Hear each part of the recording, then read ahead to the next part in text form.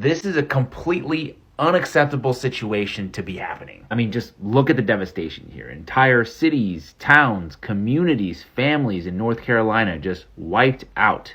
Homes, entire livelihoods wiped out over one weekend. And I don't even think that many people are talking about this. I mean, this is horrific. And then when they asked Joe Biden if he planned on giving more resources to North Carolina, here's what he had to say. Are there any more resources the federal government could be giving them? No, we have pre-planned a significant amount of it, even though they didn't ask for it yet. Hadn't asked for it yet. Nope.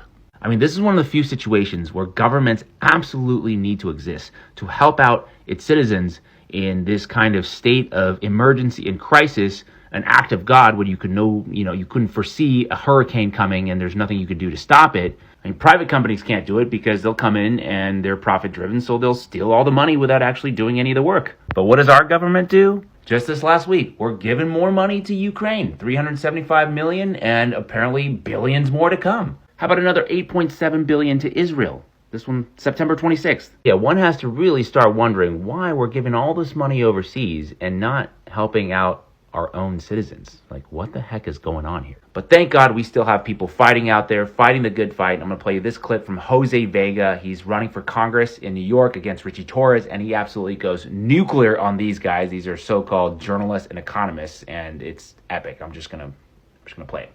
Okay. Uh-oh, Nobel Prize-winning economist here to tell us how great the economy is. I certainly wonder how the residents of Asheville, North Carolina must be feeling right now with no access to power or water or communication with the outside world. I wonder how enthusiastic they are about the economy right now. I wonder how enthusiastic the residents of the South Bronx must be feeling about the economy. Hey, maybe North Carolina should rename itself Israel so it'll get $20 billion in aid. Or maybe Ukraine so it can get $300 billion in aid. Maybe the South Bronx should do the same thing. I mean, I'm sure the economy is great for smug liberals like yourself who make $5 million and are worth $5 million.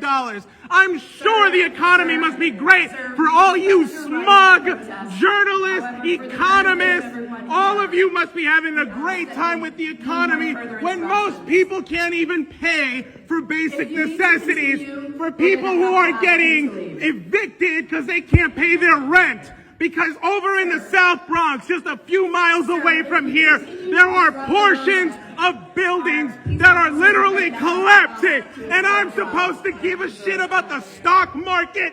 You want to know why the presidential election is tied right now? Because our money is being sent to Israel and Ukraine so that they can continue to bomb innocent women and children. You think that's a great economy? I'm sure Israel, with their free health care, is having a great time with American taxpayer money. Hey, is anyone here going to talk about the fact that we could be in war with Iran in a few days? Or do we need to focus on the S&P 500?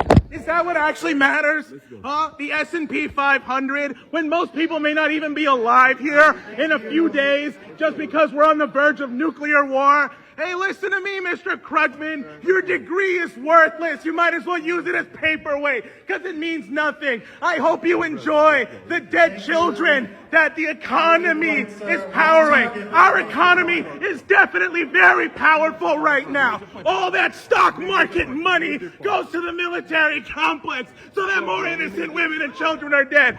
And fuck off with the New York Times, the liberal apologists for war and genocide. You all fucking suck. People need to wake up right now, and we need to have peace. We can work with China. We can work with Russia. We don't need to start war with Iran. All right, I'm leaving. I'm good.